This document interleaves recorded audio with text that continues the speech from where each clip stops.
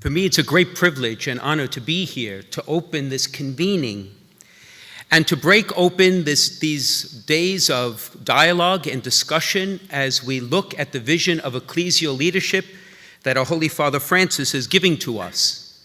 So allow me to present two qualities. There are many.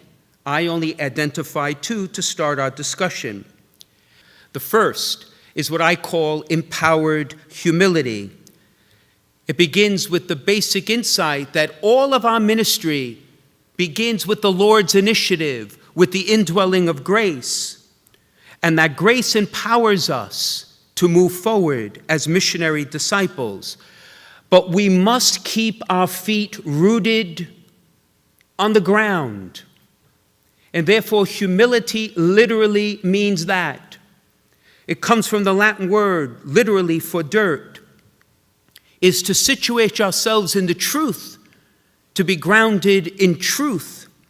That is both a living person, Jesus Christ, and that which he reveals through the tradition, the church, ourselves, creation, our own understanding, our abilities to cognate. Humility is the virtue that allows a leader to recognize his or her gifts, talents, weaknesses, faults, failings, and sins. Humility allows you and I to embrace our personal poverty.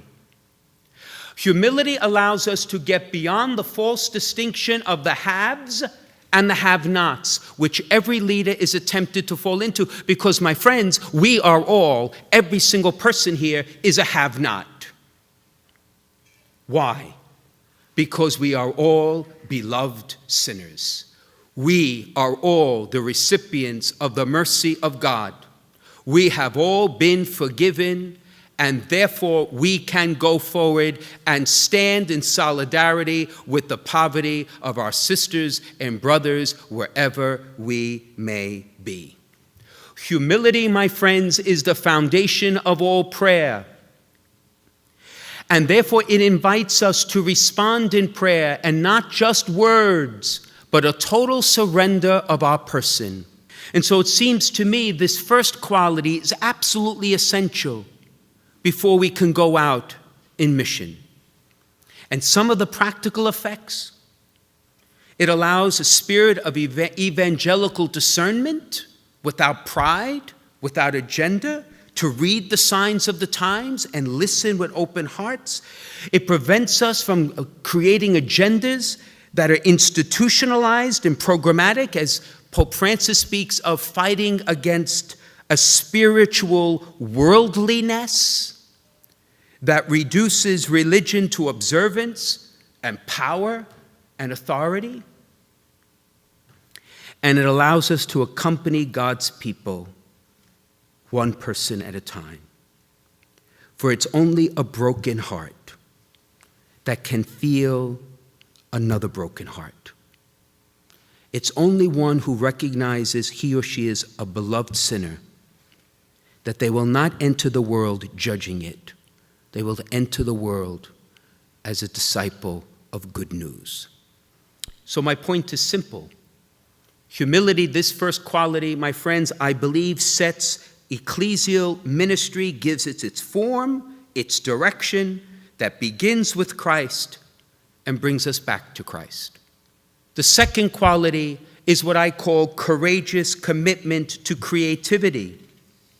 It is recognizing things are changing, and in this humble spirit, empowered by grace, to be bold, to go forward, to rethink, to renew, to reinvigorate.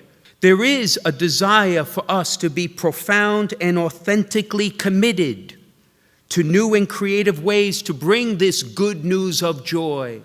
And Francis says of rethinking goals, structures, styles, and methods of evangelization. And I presume in our discussions, that's going to be the heart of what we will be doing together. But we must not be afraid to engage culture, to engage technology, to engage dialogue with other religious faiths. For in the end, in the spirit of humility, standing on the truth who is Christ, we have nothing to fear from those dialogues.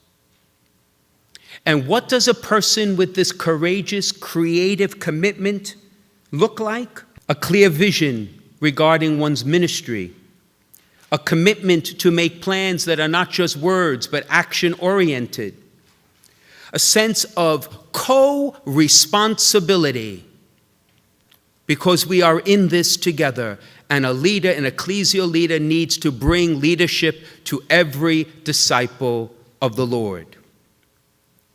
A collaborative spirit that creates community, personally being able to listen. And what I have learned the hard way, my friends, to become patient, for this will be done in the Lord's time, not mine, not yours, not ours.